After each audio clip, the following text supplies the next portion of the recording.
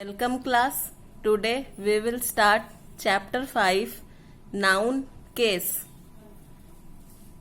So what do you mean by noun case? The relation in which a noun or pronoun stand to some other word in a sentence is called its case. A noun may be used as a subject or the object of the verb in the sentence. It may also be used for showing possessions. What does this lines means? It means that whenever a noun or pronoun comes in relation with some other words, so it is called its case. A noun can sometimes be a subject or sometimes it can be the object. The noun also shows possession.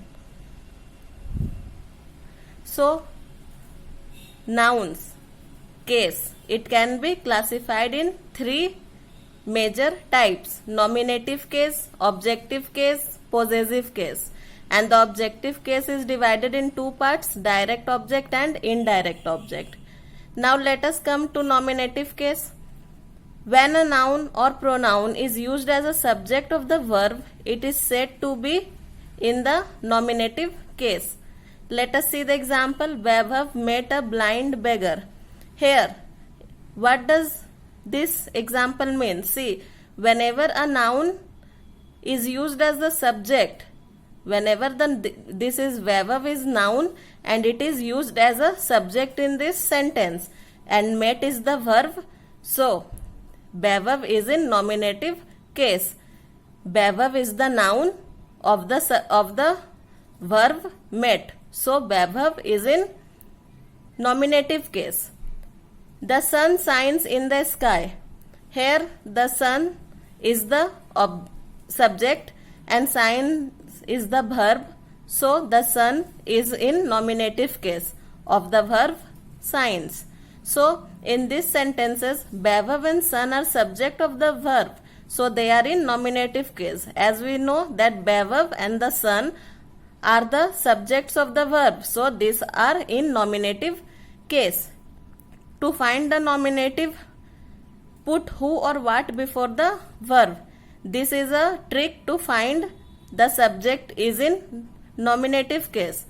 We can find using this trick. Whenever we put who or what before the verb and the answers come, so that is in nominative case. Now let us come to objective case. When a noun or pronoun is used as an object of the verb, it is said to be in objective or accusative case. Objective case can also be known as accusative case. So, whenever the noun is used as an object of the verb. Now let us see the example. He killed a tiger. Here, this tiger is the object of the verb killed. The teacher punished Richa. Here, Richa is the object of the verb punished.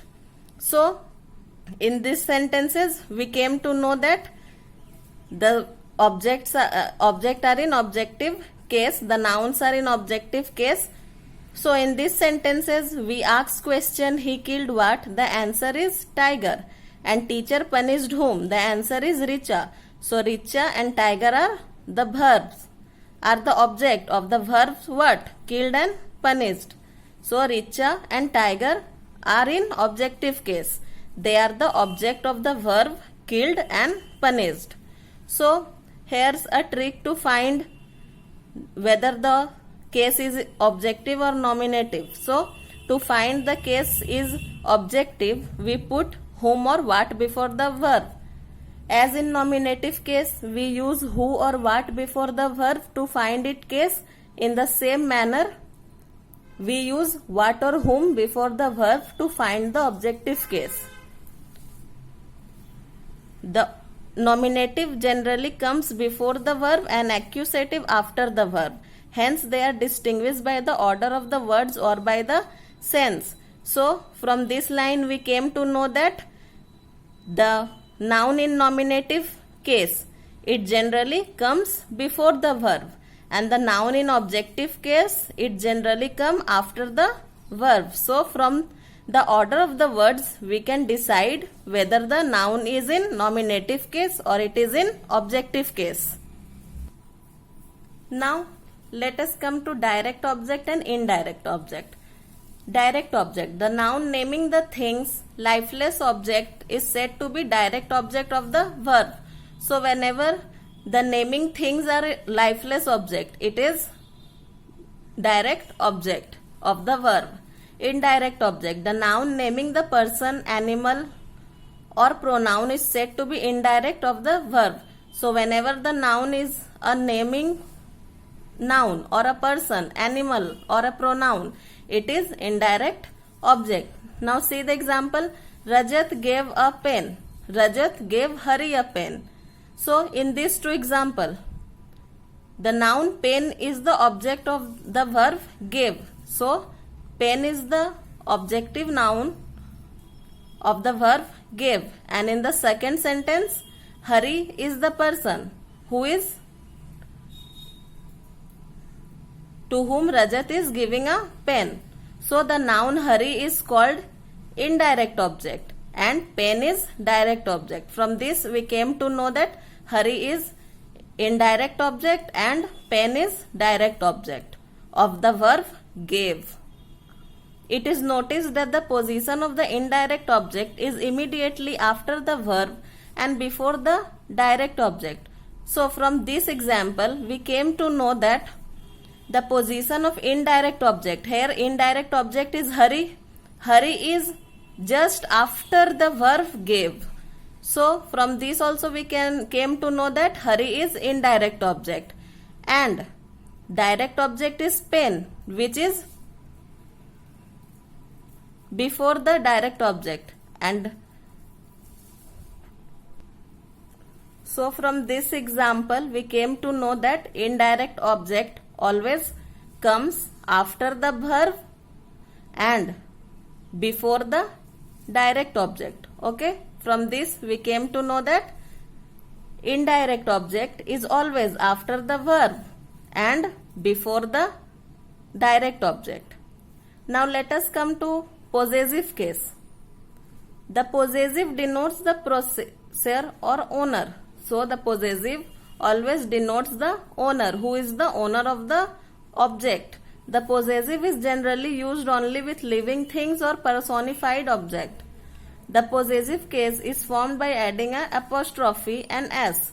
So whenever we are showing possessive case, we are adding apostrophe and s to the nominative. As see the example, as man's club, Ganesha's temple, only apostrophe s is being added to show that it is in possessive case. When the noun is plural and end in s, the possessive case is formed by adding only apostrophe. So whenever the noun is plural, see here the boys, it is plural. So only the apostrophe is added to show it in possessive case. The letter s is omitted in few words where too many hissing sound would come together, as for Jesus' sake. Here in the word Jesus, hissing sound comes, so only we add apostrophe. For goodness' sake, here s is being present already and hissing sound also comes, so only apostrophe is being added to show it in possessive case.